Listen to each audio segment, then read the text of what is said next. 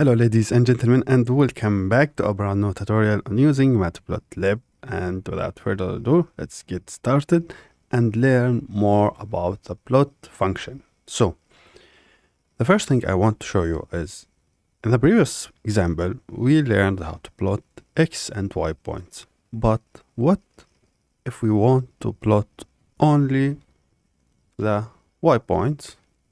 So let's comment. And of course we can do that. So let's run, wait for it, and you can see the default behavior. We have here the y point, and the default values for x point will be from 0, 1, 2, 3, 4, and so on. So this is the first thing I want to show you. The other thing, the plot function plots the markers, so points, each point, for example 7 and 2, this is called a point if you're coming from mathematical background, but here in Matplotlib we call them markers. So these markers, we can change them, and of course we can change the behavior. By default we draw lines between markers. We can remove these lines. So let's see how we can do that. In the plot function we can specify just comma, and maybe there are many markers, and we will talk about markers more in depth later in this course, but let's change them to O. This is a small letter O. Let's see what this does.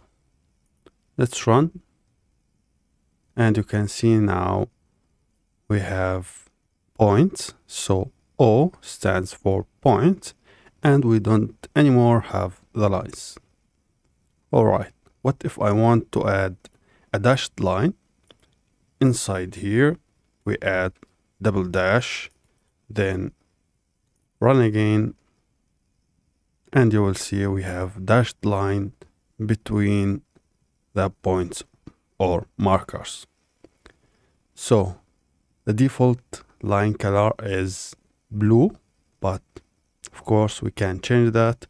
But before that, let me show you something else.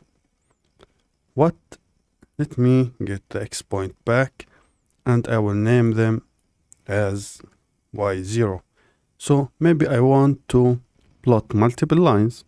How can I do that? We can simply say, just copy this line and plot for me y0. And here we go.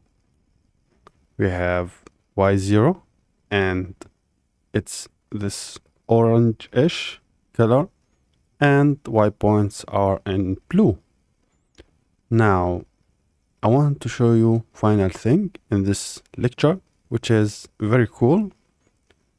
Let me remove this, and before y points I will add minus.